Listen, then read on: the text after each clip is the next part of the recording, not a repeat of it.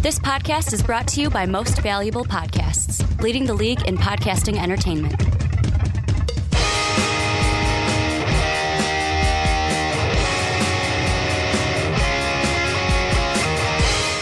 What's up, real MVPs? Ricky Widmer here, and welcome into another edition of the Onside Kick right here on MVP Sports. I'm joined, as I always am, by the man, the myth, the legend. He's wearing a Take October shirt because it's MLB playoff season. JD, how we doing? Don of MVP, how we doing? We're doing great, dude. You know, beautiful Friday. Last Thanksgiving here. Last time the Blue Jays were in the playoffs, was that the Jose Bautista bat flip? No, that was the last time they. Well, no, the year after was the last time they won. But we've been in the playoffs the last 2 years before this year. We just hadn't won a game. Who'd you guys lose to? Last year, who'd you guys get beat by that knocked you out? Was it the Orioles last year? I don't remember who it was last year, but the year before was the Rays. Okay, the reason why I think asked, it was Cleveland. It was Cleveland. Oh, so cool. So you and I, after tomorrow, could have something in common. Yeah. And the thing that we have in common is basically the last time that our teams, actually, no, that'd be a lie because we lost the Rockies, but the last time that our teams made it far into the playoffs, both those teams are in the CS, as the Mets have made it to the CS. And my nightmares have come back. Grimace in a Mets jersey is fondling my nightmares. Well, in 2015, that Bautista home run year, we lost to the Royals in the CS. They got eliminated. And then the year after, we lost to Cleveland in the CS because that was the year you beat them in the World Series. Yeah. Funny then. Could have been a Blue Jays Cubs World Series. Yeah, that would have been cancerous for us. But we're not talking baseball. We're talking football here on the podcast. Thank you guys for coming in. Before we get into everything, we got coach firings today. We got trade talk. We got contender talk. Before we get into everything, though, a little bit of housekeeping. Number one, if you want to join the greatest, I almost said the creatiest, the greatest community in the universe, check out the MVP Discord down below. It is all different sports, everyone from MVP and the real MVP army coming together to create the best community on the internet. We also have our Patreon if you want to watch these as we are recording them, along as other great perks. Go ahead, check that out down below as well. Our Patreon link, all of our social medias are down there. You can the like button, the subscribe button. You can also leave a comment as well. Anything that we say, you can comment to down below. But JD, first thing we're talking about today, let me set the scene. Earlier this week, it was kind of a surprise, but the Jets have fired Robert Saleh. Now, he has, since the firing, made comments. This was about 2 days ago as we're recording this on the 11th. His comments to the firing that he made to Pro Football Talk are, and I quote, "To the Jets organization, I am grateful to have had the opportunity to work with so many incredible people. I will always be appreciative of the love and support from everybody at One Jet Drive." He also went on, I'm not going to read it all, the players, the coaches, really classy in his exit. However, there are some that there's kind of created a little bit of a fallout here, JD, where people right away were like, did Aaron Rodgers kick him out? Was he the reason? Aaron has denied the rumors that he played a role, saying that he didn't know anything about what was happening. It also came out after that the now interim head coach has taken play calling duties away from Nathaniel Hackett, so the Jets already making changes post Saleh. JD, I'm going to take this one first. This, to me, I know everyone wants to blame Aaron Rodgers. Oh, he did the same thing in Green Bay. He kicked out Mike McCarthy. This is just what Aaron Rodgers does. I would love to be able to jump on that bandwagon, JD, and be a Aaron Rodgers hater right now. But let's look at it this way. This Jet team came in with so much hype last year. Game 1, drive 1, boom, Aaron's out for the rest of the year. All that hype like a balloon, poof, just gets sucked down to nothing. Then this year, all the hype is back. First 5 games, they start out 2-3. Everyone's panicking. Can't this just be a guy who in his 4th year, he went 4-13, 7-10, 7-10, and now 2-3? Can this just be a, hey, you haven't had a winning record since you've been here, and now we're getting ahead of this before we see the same thing? Well, I'm pretty sure it was you who said it the moment he was hired, that he was the wrong coach to take over because of that he was a defensive-minded coach. And at the time, I didn't really agree with that because I believe at that time I was just I would have been just a viewer and but I didn't really agree with that because I thought that he would be able to transcend that defense. And at the time, they didn't have much talent on the defense, but over time, I thought he would be able to elevate the guys and, make them a championship caliber defense. And even when we talked about them coming into this season, I didn't so much talk about Saleh, but I thought that their defense was going to be elite. I thought that they had the guys on that defense to kind of carry them because I always had question marks about this offense. But defensively, I thought that they were going to be good, and then as we've seen so far, they've been all right. Nothing crazy. So I don't to really answer your question. I think it was deserved because yes, you could make the argument that, like you said, Rodgers got hurt last year. Who knows how good that team could have been with him healthy. But the NFL is a win-based business, and he hasn't produced. He hasn't shown he has the ability to win a lot of games or coach the team to win a lot of games. And I was actually talking to our Discord member Kai about this. I believe it was yesterday or the day before. Okay. But we were talking about him and well, just the league. Now with the NFL, you are seeing more offensive-minded guys become head coaches, and I think that is just the reality of the situation. Because I told him that with defenses, I feel like if you have an elite defensive players, that can help carry a okay defensive coordinator. But if you have an elite offensive coordinator drawing up plays, that has more of an effect on the offense, even if they're less talented group, So I just think that unfortunately for him, that I don't know if he'll ever get a head coaching gig again. He already says he does not plan to coach in 2024. He's not going to join a staff now. No, which that's fine. That's perfectly fine. But even going forward, next year, I don't see him getting a head coaching job because even let's just say, he didn't coach an elite defense. Yeah, he hasn't. So really, why it seemed like he kind of worn out his welcome with the Jets. Not necessarily that people were kind of talking about him in a bad way, but clearly his message just got stale because even with guys like Sauce Gardner, he hasn't been the same player since his rookie year, really.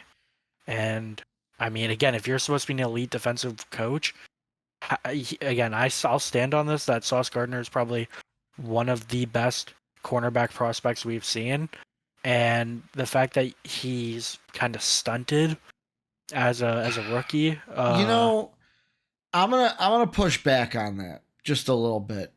And the thing I'm pushing back on is, and maybe you could say, well, Ricky, it's just the talent they have. But this year alone, the Jets defense is one of the better defenses in the league. They're a team that's only giving up 17 points a game. They're a team that there's only one other team in the league that is giving up less passing yards per game, And the only reason why is the team that's number 1, the Titans, the only reason they have less passing yards per game is because their quarterback just gives the ball to the other team and lets the defense score. So the offense for the other team doesn't even need to be out there half the time. Yeah. So they have a good defense, I would say, this year. The thing I'm looking at, though, is I get why I agree with you. It's justified. Only in the fact of you look at the record he has, and then you look at right now. They started off 3-1. They lose to the Niners. They win 2. Their last 2 losses, I feel like if they win that game against Denver, then lose to us, okay, 3-2, he doesn't get fired. But you lose to Denver, then you go on the road. Well, technically both teams are on the road in London, and you lose to the Vikings. This is the Jets panicking, because I will say this, and I hate to defend Robert Saleh, because you were right. When they hired him, I said he was the wrong choice. Now, I will point back to that because you brought it up. There's only one saving grace, and you want to know what that is? What? The Jets didn't make the wrong choice, because the other candidate was Arthur Smith, and he had 3 years in Atlanta, couldn't figure out an offense, couldn't figure out how to use Bijan Robinson, and went 7-10 3 years before getting canned in Atlanta. So they didn't screw up. It was either Arthur Smith or Robert Saleh, and both kind of panned out to be the same record-wise as a head coach. The thing that I look at, though, and like this is going to kind of be me defending Robert Saleh, is over the last 3 years before this one, what have you expected him to do offensively with this team? Because the first 2 years, his quarterbacks were Zach Wilson and Joe Flacco, which Joe Flacco, good quarterback, but let's be honest, he's the ultimate journeyman now. He's the old vet that you have on the team just in case you need someone to start who's had experience in big games. And then 2023, the guy you bring in Aaron Rodgers to be the quarterback, to be the savior, injures his Achilles in week 1. And I'll be honest, this year, there's a lot of throws. Like, I'll say this. The throw to Mike Williams that should have been a touchdown against the Vikings, is it Robert Saleh's fault that Aaron Rodgers was throwing it at Mike Williams' ankles and it gets picked off? Is that Saleh's fault, or is that I'm sorry, Brett Favre, is that Aaron Rodgers' fault? Because last time I checked, Aaron Rodgers has not played like Aaron Rodgers this year also. So it's like, part of me is like, Robert Saleh's the scapegoat for this Jet team right now. They needed someone to pin it on, and they needed to pin it on him, get him out the door, because they're panicking that they're 2-3.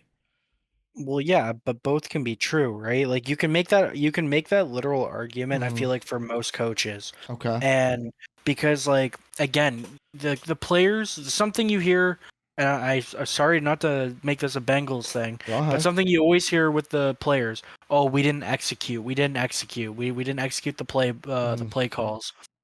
So you can make that argument for almost any coach on the hot seat, is that, okay, well, whose fault is it? It's the players on the field that, that aren't playing up to standards.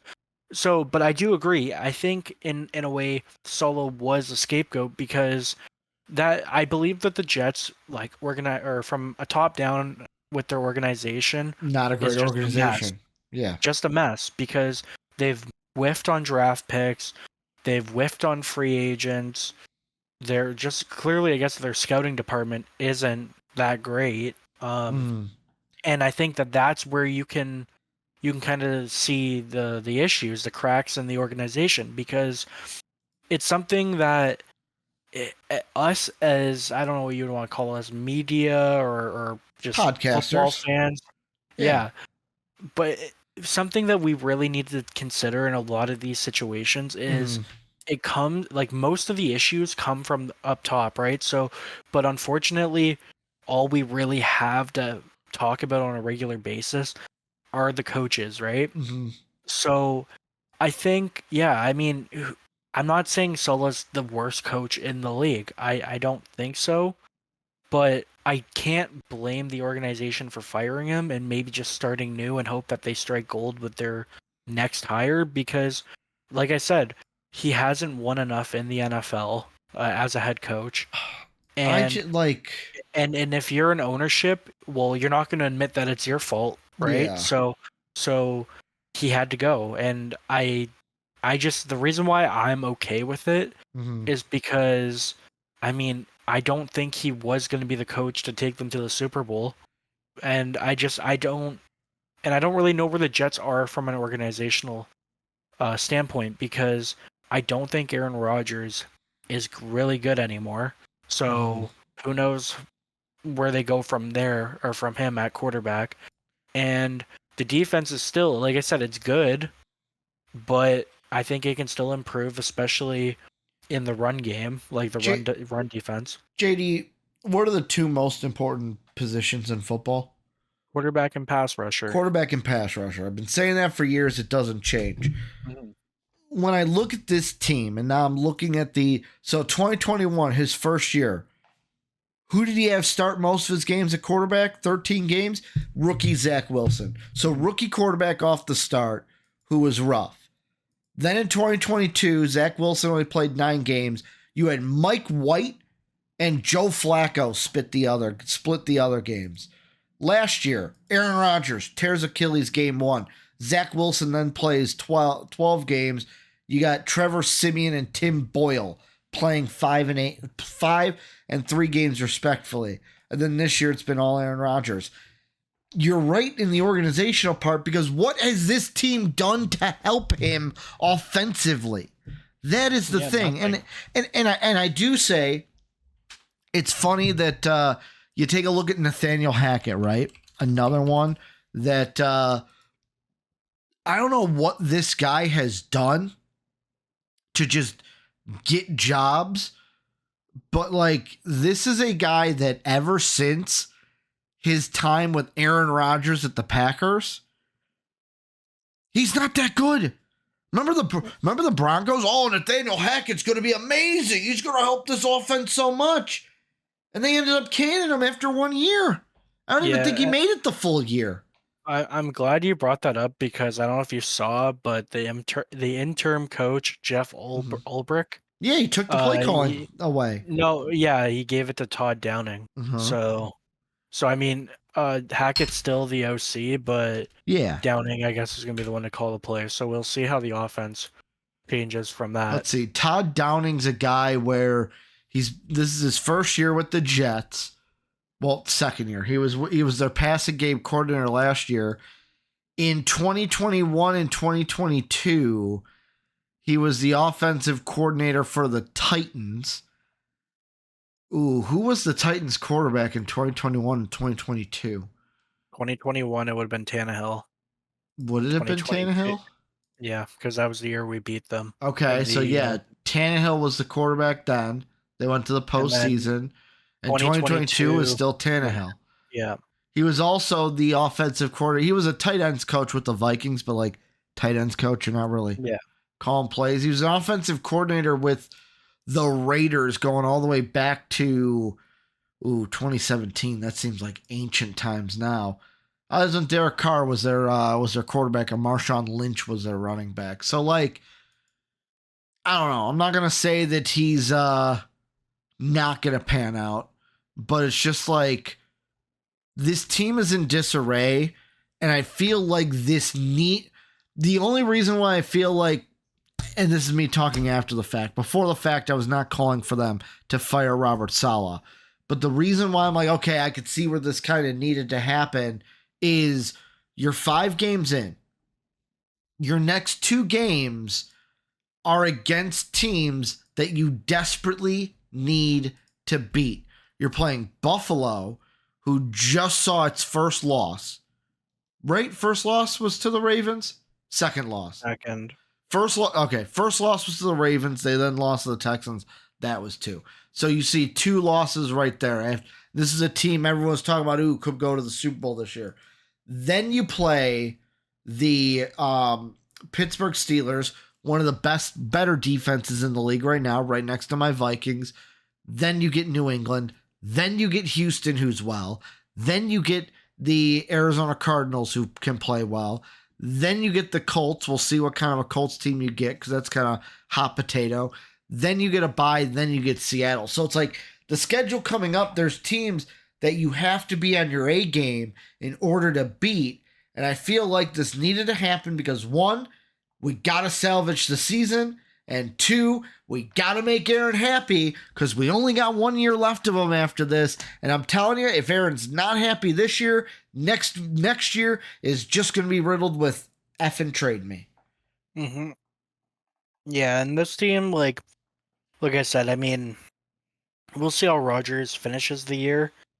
But at this point, like, I wouldn't even care if he asked for a trade because I feel like because he's not good. The big issue, just, you don't need more drama, man. You need a boring remainder of the season. Just as gruesome as it sounds, just die, die slowly and let the season dwindle away, and then refocus for next year. Because I'm not too worried even with Downing as a play caller, because realistically the new coach is going to bring in a whole new staff anyways. So really, like, if it doesn't work, then who cares? And I should say this, Aaron Rodgers has done, before the London game, he was decent. Yeah. Protecting the football, only had 1 interception. That Viking defense, though, put him through the ringer, said, hey, we're going to pick you off 3 times. One of which, I'm sorry, the 1 interception, he threw it at Mike Williams' ankles. How do you expect Mike Williams to reach back and catch it at his ankles, dude?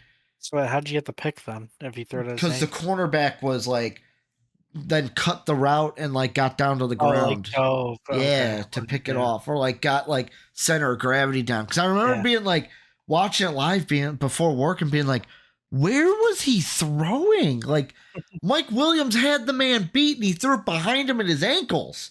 and the quarterback was just able to get down and like just get the pick. I was like, what are you doing? Like, I was happy. I mean, my team got the pick, but come on, man. Let's change our attention from one team in the AFC East to another team in the AFC East. Let's talk a little bit about the Miami Dolphins, JD. This is one that comes from speculation, no real reports that I'm really seeing, but it's still a discussion that I think we should have. So there's no question that since Tua Tagovailoa got injured, this Dolphins team is in disarray. Then Skylar Thompson gets injured. They're on their 3rd quarterback. This team lost 3 games in a row, beat New England, but that ain't even like that positive a thing, and they barely beat New England 15-10. They got Indy this week. They got Arizona the game after, Buffalo, the Rams. There's rumors, JD, that the Dolphins are going to trade for a quarterback. The quarterback in name that's been thrown out is Russell Wilson. We're going to leave that to the side. I'm not going to ask you if they should trade for Russ. But the thing I am going to ask you, not should they, because the question is yes, or the answer is yes. But the question I'll ask you is, will the Dolphins trade for a quarterback this season to save this year? To try to save this year? Yeah. I think they will, because again, the Dolphins are one of the teams who in recent memory have shown that they're a team that's willing to make moves at the deadline, which is first, again, as football fans, something we really need to pay attention for with those types of trends, because sometimes we just throw random teams and random names out there, even if they don't trade or trade in season. So I feel like a lot of those conversations are a waste. But for the Dolphins, yes, they've shown that they've made trades, and I think they need to, because again, the Dolphins are another team that has that they're in their window to win. We've been saying like last year, they should be a Super Bowl threat. Just wasn't the case. And this year coming in, it was kind of the same deal. They should be a threat to potentially make it out of the AFC.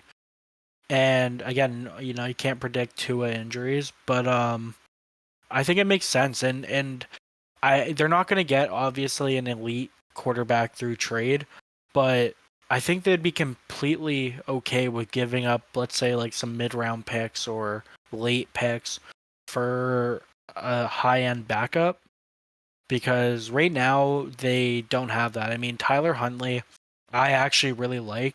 Again, when he was on the Ravens and we played him in a playoff game, he was a serviceable backup, but I don't know if it was just because of the system, because he did not look good or hasn't looked good with the Dolphins. And I know they brought him in off a practice squad, which says something, but yeah.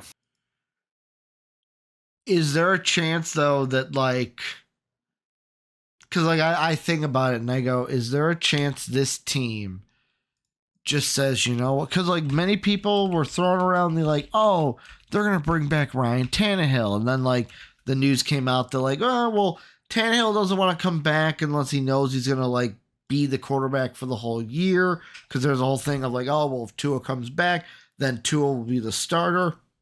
Well, is Tannehill free agent? Yeah, I believe so. Yeah. Here, let me see. I'm gonna pull up his spot rack real quick. That's a good question. While you find that, go ahead. I mean, I get it, but like if he's kind of in like middle of like retirement, I mean, I get that. But if you're not doing anything and you're looking for a job, like you might as well play, right? Like what else do you have? Tannehill is inactive right now. Yeah, so his last year was 2023 on the contract with Tennessee. Yeah, I mean, and again, I don't think Tannehill would be that great. Again, especially not playing football. Like I mean, I'm sure he's trained in the offseason and whatnot, but I mean, that would be a decent move. I mean, at least it would give you a veteran who, at the very least, could, manage the game, right? I just like, and yet again, I'm looking, they have a ton of offensive linemen that are up at the end of the year. Their defense has, 4 defensive linemen, a ton of linebackers, and at least 5 or maybe 6 people in their secondary. All to hit free agency this year, and maybe that's why people are like pressing, like, hey, make a trade. You need to save the season. But like, could this team just sit here and go, hey, we know our plan. We know who we're going to target in the re-signing, who we're going to get to come back. Why, like, could this be a viable option for, hey, let's just play the year out. If we win, make it to the playoffs, that's fine. But if not, high draft pick for a team like this, which we ain't going to be high in the draft that much. I don't know. With me, if I was like in the front office, I'd be saying, okay, do I want to go out, try to give up? I'm going to have to give up draft picks to get Russell Wilson. I'm going to use Russ as the example. To get a guy like Russ, just to bring him in for half a year, because if Tua's going to come back next year, he's going to be our guy, which I'll be honest, I think Tua should just retire from football. Life and quality of life is way more important than playing a game called football. But if I'm in that front office, I'm going, being bad this year and being at the top of the draft would not hurt this team to get a high caliber draft pick. No, I mean, it wouldn't, because we've seen this in other sports too, where high-end playoff team has a very bad well, even the Ravens, the year that they got Kyle Hamilton, they missed the playoff because of injuries, and look, he's been a very good safety for them now for a couple of years, right? So now I will say I don't agree with Tankathon right now. Tankathon has the Dolphins at 8 taking Quinn Ewers. I necessarily don't agree with that. I don't know if I'd take a quarterback with that top pick. Well, that's what I'm saying, right, too. Like, that's why I do think, like, and I know NFL teams don't think like this, but if you know you are a playoff caliber team and you're struggling, like actually struggling and having a losing record, just tank, because then guess what? You're a playoff team that adds an elite player. Yeah. or a potentially elite player, if you want to say that, which you're not really going to do in free agency unless you're willing to spend big time money, right? No, you're So, right. so I mean, yeah, like again, and I know people are probably getting sick of me saying this because I say the same thing all the time, but I hate mediocrity. Or yeah, mediocrity. Mediocrity. Mediocrity. Mediocrity. And so I much rather my team or any good team if finishing 8-9 does nothing for you. Yeah. Oh, like really, you just missed the playoffs Unless you're and gonna you get do New York Giant things and like get the last spot and make a run to the Super Bowl. yeah, which again doesn't really happen often. Uh-huh. So I mean, finishing 8-9 doesn't do anything. You get a crappy draft pick, and like okay, so what's the difference of missing the playoffs with a 9-8 or an 8-9 record, Uh-huh. and then getting a crappy pick, then missing the playoffs with a worse record and getting a potentially top 10, top 5 pick, you know? Yeah. So that's why, I mean, if I was them, I would probably just say, all right, screw it, you know, like let me just tank.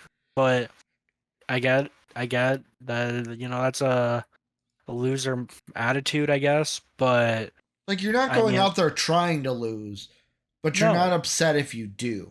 yeah, well, like quite honestly, that's where I'm at as a fan Mm, of a team that sucks. yeah. I mean, it's not going to happen, but I hope we lose the rest of our games. Just because You you know. want that high draft pick. Yeah, because again, like you can't sign a player with that potential in free agency Mm. unless you're willing to spend massive amounts of money. There's one problem with your plan, JD. Yeah. You play the Browns twice. Yeah, I'm playing the Giants this week, so I already Yeah. know it's not going to happen. Yeah, you play the Giants this week, you play the Browns twice. You guys are better than those teams by far. Okay, but here's the thing, and this is I'll just Uh-huh. make this one quick thing. Go ahead. With this is why I say this though, because last year the Bengals going into the final week, they could have had anywhere from the 14th or the Okay. 13th to the 17th overall pick. Uh-huh. So all they had to do was lose to the Browns, Yeah. but they beat the Browns because they didn't want to go winless in the division. So Uh-huh. they started all their starters. Well, the Browns started all their bums, Yeah. and then guess what? We drafted Amaris Mims, cool, Uh-huh. but I mean, still, like you could have had Dallas Turner. Yeah. You could have had a much higher end prospect if you would have Mhm. just finished with the 13th overall pick. Yeah. It's not like you were fighting for playoffs or anything. No, Yeah. no. So, end of the story. Gut answer. When the trade deadline is come and gone, have the Dolphins made a trade for a quarterback? Yes. Who? We kind of talked about it pre-show. I think the answer is Russell Wilson. I think that makes the most sense. Gives them a veteran quarterback. It won't cost them much Mm-hmm. to much draft capital, and see what he has. I think Russ gets traded, but I think it will be to. Let me take a quick gander really quick. I want to take a gander around the league before I. It'll be to a different team. The Colts. It'll be to a different team. It could be the Colts. I think the Raiders could be one because I think the Steelers could make a push for Devonta Adams. Could even be the Saints if the Rat Dog isn't good this weekend. Spencer Rattler getting his first start. If he's not good, the Saints could say, "Oh shoot, we need someone," and make a push for Russell Wilson. Could. I'm not saying they will, but could. But yeah, let us know what you guys think down below. Let's end the show, JD, talking positively. There's a team that started off with a loss. Everyone's like, "Oh yeah, you know what? This team, they're gonna go through their learning, their growing pains. They have a rookie quarterback. This team's not gonna be good. Yada yada yada." Then a win against the Giants.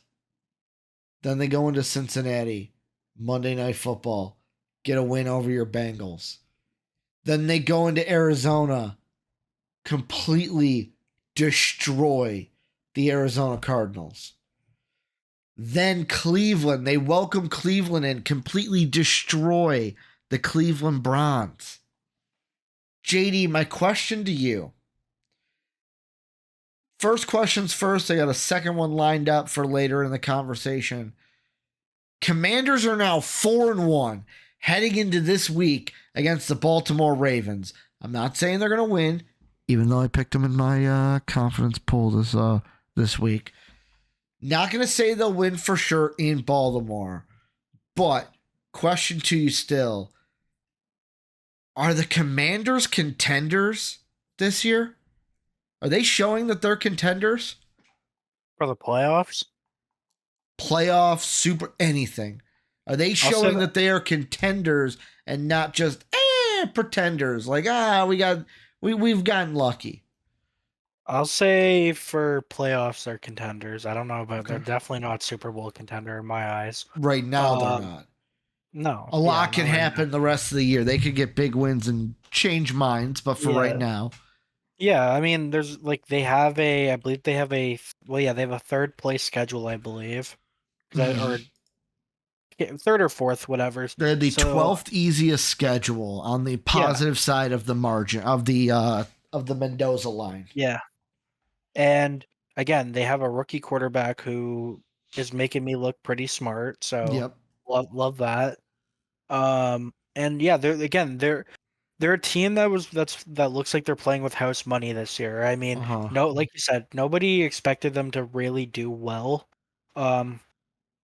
And they're just a young team who are excelling on both sides of the ball. I mean, having Jaden Daniels has opened up their offense with the RPO and just more kind of quick passes and misdirection.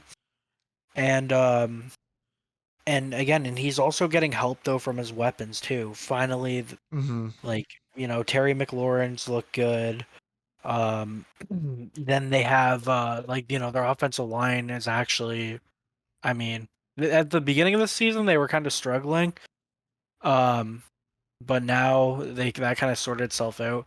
But Austin Eckler has looked like he turned back the clock a little bit. He's looked really good. It's almost like the Chargers probably weren't using him well enough. Yep. And it's mainly Coach Stanley wasn't using him well enough. Or Stanley, I think it's Stanley. And defensively, I mean, again, that's kind of where their flaws kind of are. But at the same time, they've made plays when they've needed to. Yeah. They've made the timely interception, the timely fourth down or third down stop. And Staley. Yeah. Brandon Staley. Yeah. So I think that I think that they can make the playoffs. I believe they're first. Yeah, they must be first in the NFC East, right? Yeah, they're 4-1. The Cowboys are 3-2. Eagles are 2-2. Giants are 2-3. Yeah. So, and again, I know there's still some season left, but if you were to hold a gun to my head and I had to make a decision if they make the playoffs or don't, at this point, I'm saying I think that they're a really fun team right now to watch as well. Here's what I'm going to say. Are they contenders? This week will answer that question. I hate to say this. I know the podcast coming out on a Saturday this week because of our schedules and stuff. We had to move things again. But this game against the Ravens won't answer it yes or no, but it'll tip the scale. Like, if they lose and get demolished, it tips it to no. Okay, they're not contenders. If they blow them out, tips it into yes. Even if they win like a close game, kind of tips it to yes. Losing a close game kind of keeps it the same. This is a team I think makes the playoffs, and this is why. After this week, they play the Panthers, W. Then they play the Bears, could be a W. Then they play the Giants, W. Then they play Pittsburgh, we'll see. Then they play the Eagles and the Cowboys, we'll see. Then they play the Titans, W. Then they play the Saints. If Derek Carr ain't healthy and this team is struggling, that'll be a W. Then they play the Eagles, Falcons, and Cowboys to end the year. So if I'm taking Panthers, Bears, Giants, Titans, those right there, they're an 8-win team. They're an 8-win team. At that point, everything else is with house money. Yeah. Like, I think this is a team that, looking at the rest of their schedule, will be at least an 8-win team at the end of the year. Now, an 8-win team, let's look at recent history. By recent history, I mean last year at the playoff standings. That probably won't make the playoffs. Well, in the NFC, 9-8 did. 9-8 Buccaneers. Yes, it was to win the division. 9-8. That's what I meant. 9-8. Did I say 8-9? I meant 9-8. But that was to win the division, which, let's be honest, they may win this division. The Cowboys haven't looked good. The Eagles haven't looked good. Like, that's another reason why I think we're looking at the Commanders this positively, is because the Cowboys have been kind of stinky. The Eagles have not been the Eagles of the past. And what I mean by that is everyone expected, Saquon coming in, they're going to be Super Bowl contenders. And then it's like, oh, wow, the Eagles aren't as good as we thought they were going to be. Did you mute yourself? No, why? Can you not hear me? It cut out for like a second, and then it got super quiet. Okay. Well, in the recording, if I cut out, I'm sorry. Basically, I said that both the Cowboys and the Eagles have been kind of stinky this year. They haven't been what we thought they'd be. They are not who we thought they would be. No, yeah, both teams. I mean, I had the Giants are exactly who we thought they would be. Yeah, maybe even worse than we thought they would be. Yeah, I mean, yeah, I had much higher expectations for the Eagles. Mm-hmm. Again, go back and watch our season previews. But yeah, I mean, I think, again, as of right now, there's no reason to believe that the Commanders can't win the division. I haven't, like you said, I haven't seen much of anything good from the Eagles. Yeah. And they still have a first place schedule to play, or second place schedule to play. So they have because the Cowboys. Yeah, because Cowboys. But yeah, like the Eagles just look like a mess on both sides of the ball. I mean, Hurts hasn't been great. Just the offensive scheming itself hasn't looked good. Eagles have the 8th easiest schedule coming into this year. I know things have changed, but coming into this year, they had the 8th easiest schedule. How? I don't know. I'm sure we talked about it before. I don't remember. But the Cowboys had the 20th easiest schedule. Yeah, so, and the Cowboys, I mean, again, kind of same deal. I expect them to do better, but I honestly, man, I don't know. They're just a mystery. Like, Parsons has been good, not elite. That defense, like I said, they've just been struggling, which, I mean, and then offensively, they again, like, Dak just hasn't been that good, and you would have expected after getting that contract. After getting the contract, you would have thought that would have helped him ease his mind and play like more free, but it just hasn't been the case. Now I got a second question, and this still contains to the Commanders. Right now, JD, if you go to FanDuel, I'm using FanDuel as the example, and you look at MVP odds, leading the MVP odds at plus 230, so $2.30 per dollar, Patrick Mahomes. At plus 600, you have CJ Stroud. Plus 650, Lamar Jackson. Plus 900, Josh Allen. Plus 1,000, Brock Purdy. And plus 1,100, $11 per dollar is what you'd get if the bet hit. My question to you is, he might not be right now, but by the end of the year, will Jaden Daniels be a quality MVP candidate, and does he have a chance to win not just Rookie of the Year, but the MVP in his first year? First time it would ever be done, I believe. So I'm going to start this by saying I'm going to hijack this point in Go ahead. In a second, but it kind of relates. So my answer is no, he's not, because I don't know what's going on with the MVP, and like the MVP, I think in the NFL is starting to become a fraudulent award where give it to whoever they want. Yeah, because so this is where I'm going to hijack it for a second Go ahead. because, again, I love Mahomes. He is the best quarterback in the league. There's no debate there. But Ricky, have you seen this man's stats through up until this point? Not good. I'm pretty sure he's thrown You six mean touchdowns. the guy who plays for the Kansas City Refs? Yeah, man, he has. I believe I saw it. He has 6 touchdowns thrown and 6 interceptions. Yeah. And then only thrown for like 1,200 or 1,300 yards. And I get it. That's not everything, but how? And like I know the Chiefs are winning, but so what is it? Just if your team is good, you get the MVP award? Because I don't understand how. Like I get that's kind of how it is in most sports. But how can somebody who is having a legitimate mediocre season be the MVP? Is it because Lamar won it last year when he probably shouldn't have? Mm-hmm. I mean, yeah, and I know it's early, so I know Mahomes, there's a very, very, very good chance that he turns it around and finishes with like 32 touchdowns and maybe 7 or 8 interceptions or whatever, and like 4,000 yards. But as of right now, I don't know how Mahomes can be the odds-on favorite for MVP. Yeah. And that's where I'm gonna swing it back to.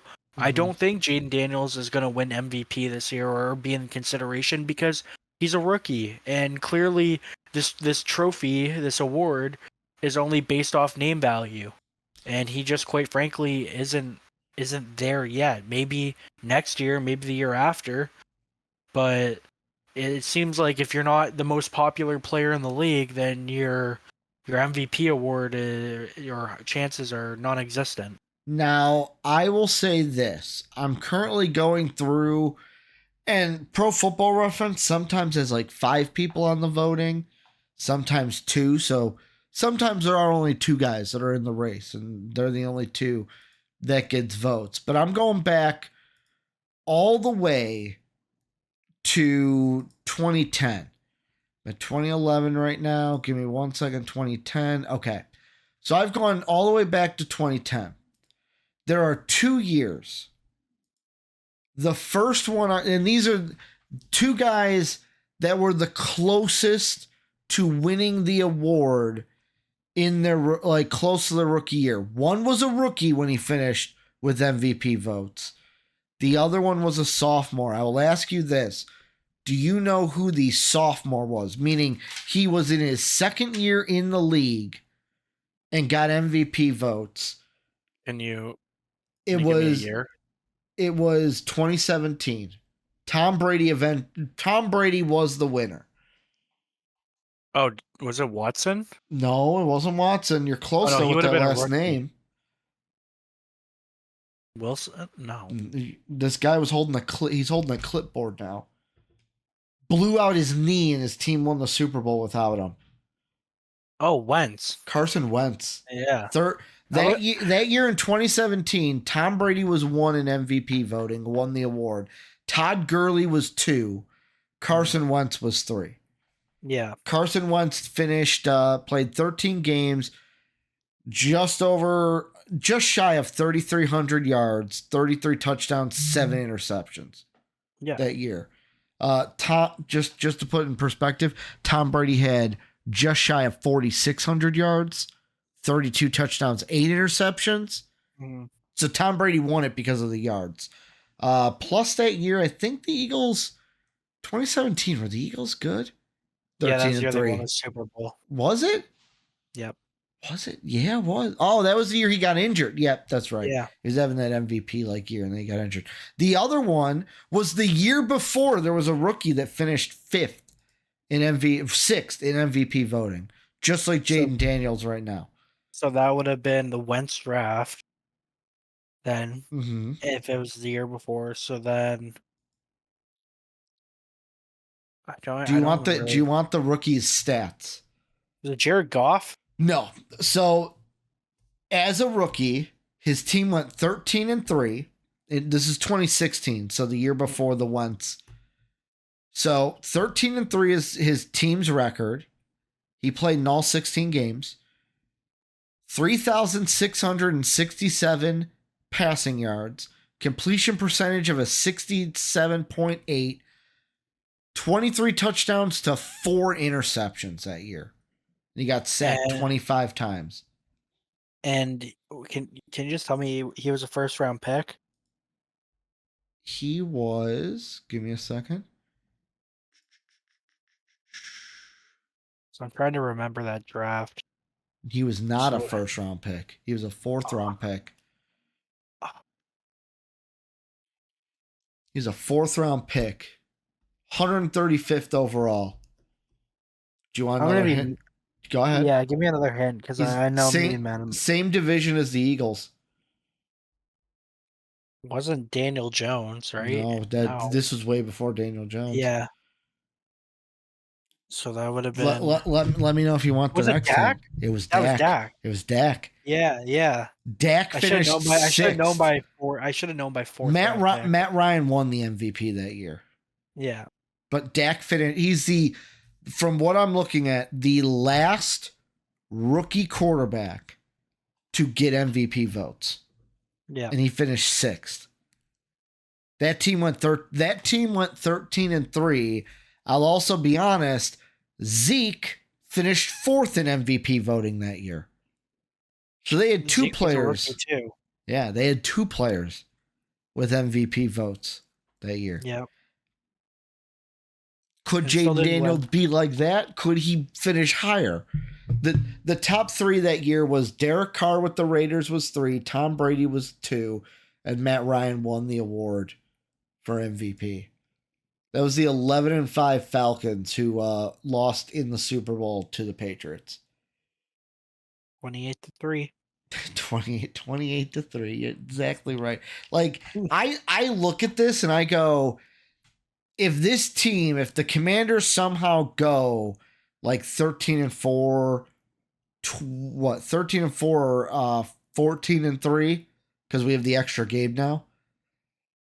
Yeah. If they go that, I don't know how he's sitting there at only 6th in the voting. Well, yeah. I mean, I'm sure there's a chance that he can get bumped up, but I wouldn't see him like top 3 in MVP voting. I mean, looking at it right now, I mean the Ravens are 3-2. This week's game, if he wants the MVP, if he balls out and they win, he's going to get a boost in MVP votes. I'll tell you this. The MVP race or whatever, if you at the end of the season, it's going to be Mahomes, Lamar, and Stroud, I guess, because, those seem to be the popular quarterbacks now. Mm-hmm. And again, like, yeah, it just sounds like I'm being like a little negative, whatever. Because Joe Burrow's not in the conversation anymore. No, but again, he was never going to be in the conversation. Sam Darnold's 7th right now in MVP odds. Yeah, but again, it's just my frustration just comes from the award where it's like, again, I understand you shouldn't really get the award if you're on like a last place team because, like. It's most valuable, right? Like, but it has to be a little better than, again, using Mahomes as the current example, where you have your 6 interceptions, 6 touchdowns, and somehow you're first just because you're Patrick Mahomes. Yeah, and like it was Tony Romo making these votes because, good Lord. So I got a quick aside here that I'm a little upset with. Yeah. Who do you think leads the betting odds for comeback player of the year right now? Who would you put, if you were the Vegas odds setter, who would you say has the shortest odds? Like, who's number 1 for comeback player of the year right now? Well, I know what you're trying to get. You're trying to say Sam Darnold. No. I'm asking you a question. Who would you put as number 1 right now? I would have to think. I don't even know who the candidates would be, if I'm being completely honest with you.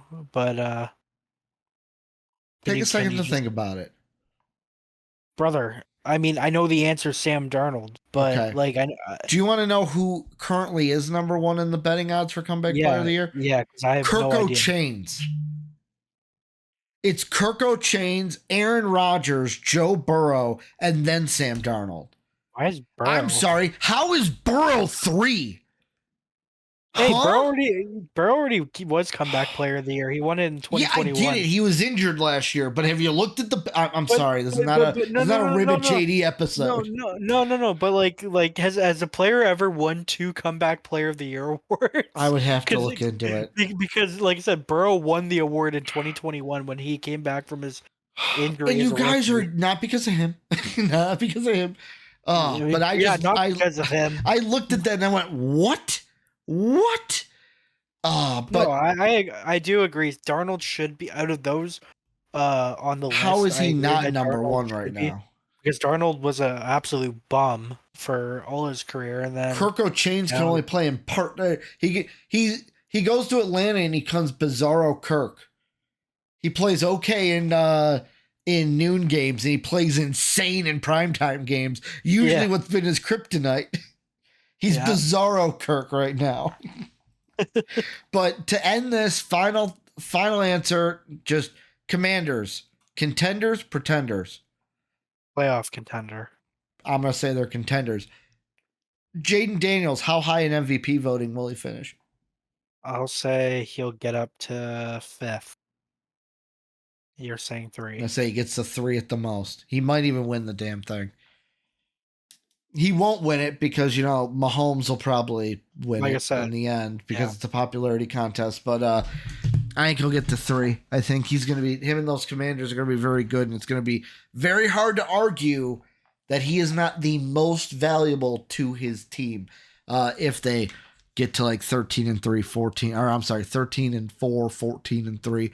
But that's going to do it for the Onside Kick. Let us know what you guys think down below in that comment section. Let us know what you guys think about anything we talked about today. Make sure to check out our Patreon page. Check out our Discord, greatest community in the universe. All of our social medias are down below. Want to thank you guys for listening. JD, want to thank you for another great episode, my man. Yeah, it was a good one. Can't wait to be back next week. I will say this, not next week, but the week after, we may have to make some either changes or I may have to have someone come in and step in for me. Because next Thursday, the day after we record, I'm getting the old wisdom teeth taken out. The day after, so why would you have to come? The next week. The next week after. So next week, fine. The week after, I may need a replacement. Maybe recovering from, you want me to talk like this a little bit while I'm healing. I had all 4 of my wisdom teeth taken out, and they're all impacted, so they need to cut into my gums. Yeah. And I was fine after like 4 days. But you got knocked out, didn't you? Yeah, but I'm not getting knocked out. Brother, I was off Percocets for freaking I'm just saying, there's a chance I may need I may need the backup to come in to be with you. They'll be over a week later. Hey, I might have to come to your house and I'm just telling you, I might need a backup. Don't make me, or don't make me make you. I can only do the podcast with you. I don't like new people. Yeah, I may need to call in the backup. Who the backup is, I don't know. We'll figure out who the backup is. Soapy doesn't watch football. We'll just talk for the Jags. He doesn't watch football, but thank you guys for everything you do. JD and I will be back next week, and as always, have a good day, everybody. See ya. As always, we'd like to thank the people that make these videos possible, our patrons whose names are displayed on the screen now. If you would like to become a patron, go ahead and click the Patreon icon in the bottom right. And if you'd like to check out another video from MVP Sports, hit the video in the upper left. As always, thanks for watching.